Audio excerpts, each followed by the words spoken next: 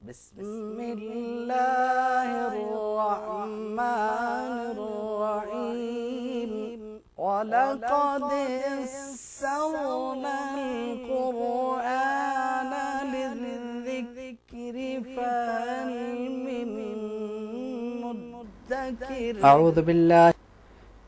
اور اس کے بعد مسلمانوں کو گواہی دینے کے معاملے میں فرمایا گیا کہ اللہ کے لیے گواہی دو اور کسی قوم کے دشمنی تمہیں عدل سے نہ روکے، یعنی اگر کسی معاملے میں گواہ آپ کو بنایا جاتا ہے تو آپ بھی عدل کے اس پروسیس کا حصہ ہیں جس کے ذریعے کسی کو اس کا حق مل سکتا ہے۔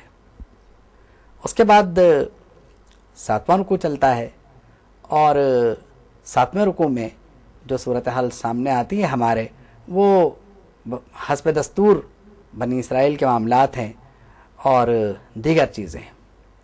اس میں 15ویں آیت جو ہے وہ بڑی دلچسپ ہے اور بڑی، یعنی جسے کہنا چاہیے کہ خوبصورت انداز بیان ہے اس کا، کہ فرمایا گیا کہ اے اہل کتاب، یہ نبی صلی اللہ تعالی علیہ وسلم جو تشریف لائے ہیں تو یہ کیا کرتے ہیں؟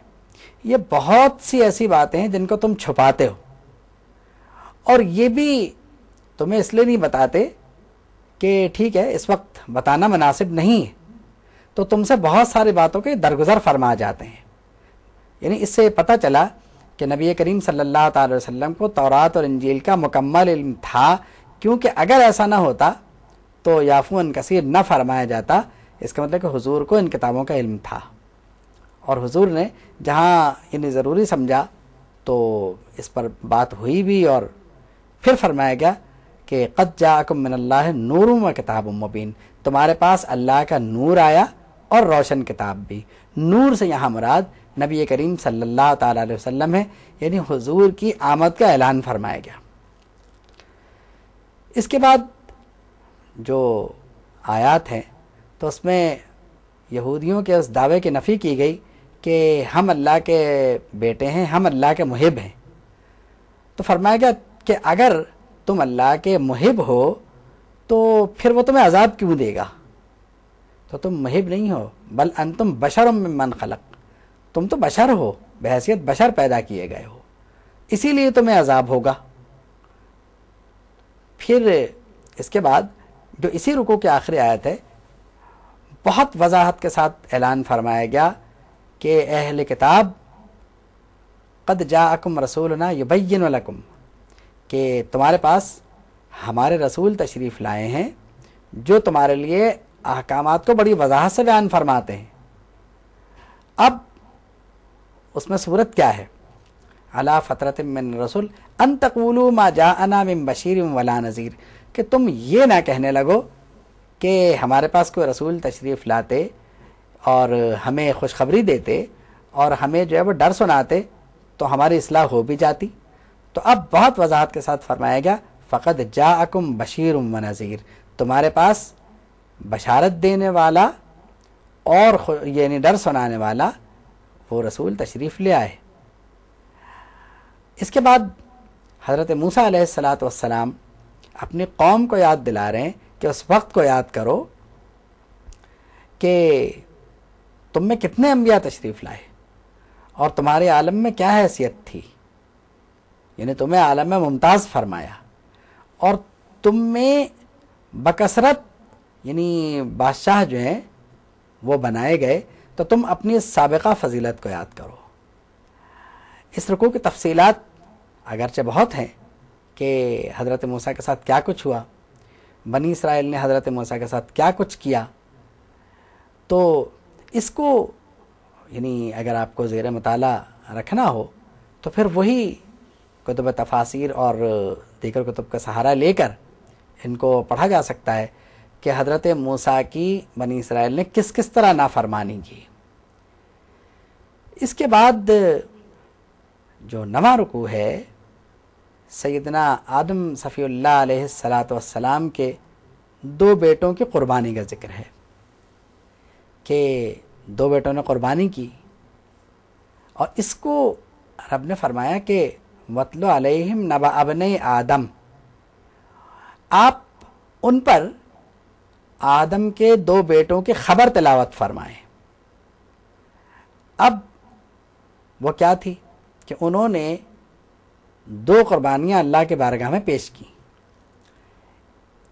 اس زمانے میں اصول یہ تھا کہ جو قربانی قبول ہوتی تھی اسے آگ کھا جایا کرتی تھی، تو ایک کی قربانی تو قبول ہو گئی اور ایک کی نہیں ہوئی، تو اب جس کی قربانی قبول نہیں ہوئی وہ ہو گیا حسد میں مبتلا، اور حسد میں مبتلا ہو کر اس نے جس کی قربانی قبول ہوئی تھی اس سے کہا کہ اب میں تو تمہیں جان سے مار دوں گا۔ اس نے کہا کہ اس میں میرا کیا قصور ہے؟ اگر میری قربانی قبول ہو گئی تو اس میں میرا تو کوئی قصور نہیں ہے، اللہ رب العالمین متقین کی قربانی قبول فرماتا ہے، تو متقین کی قربانی اگر وہ قبول فرما لے تو اس میں میرا کیا قصور ہے؟ اس میں میرا تو کوئی قصور نہیں ہے۔ اور اس نے کچھ بھی ہو میں تو یہ کام کروں گا۔ جن کی قربانی قبول ہوئی تھی انہوں نے کہا اگر تم یہ کام کرو گے بھی تو میں اپنا دست تمہاری طرف دراز نہیں کروں گا، میں تمہاری طرف قتل کے ارادے سے کبھی نہیں بڑھوں گا۔ تو اگر ایک انسان حسد میں مبتلا ہو کر ایسا کرنا بھی چاہے اور دوسرا ایسا نہ کرنا چاہے تو بھی اس میں کوئی مذاقہ اس لیے نہیں ہے کہ خون سے اپنے ہاتھ رنگنے میں کوئی اچھی بات نہیں ہے۔ چنانچہ یہ ہوا، اس نے اپنے بھائی کو قتل کر دیا، اور قتل کرنے کے بعد جو ہے وہ یعنی اس لاش کو لیے پھرا کہ اب اس لاش کا میں کیا کروں۔ پھر جو کچھ بھی اس کے بعد ہوا وہ سب کا معلوم ہے، کوے آئے اور انہوں نے جو ہے وہ اسے بتایا کہ کس طرح قبر کھودی جاتی ہے اور کس طرح سارے معاملات ہوتے ہیں، تو یہ سب اس طرح سے ہوئے۔ اس کے بعد یعنی ڈاکوؤں کے سزاؤں کا تعین فرمایا گیا اور یہ بتایا گیا کہ جو رہزن ہیں جو ڈاکہ ڈالتے ہیں ان کے ساتھ کیا کیا جائے۔ پھر اس کے 10ویں رکوع میں جو پہلی آیت یعنی 35ویں آیت سورت کی، اس میں ایک بہت دلچسپ بات بتائی گئی کہ اللہ کے بارگاہ میں وسیلہ تلاش کرو۔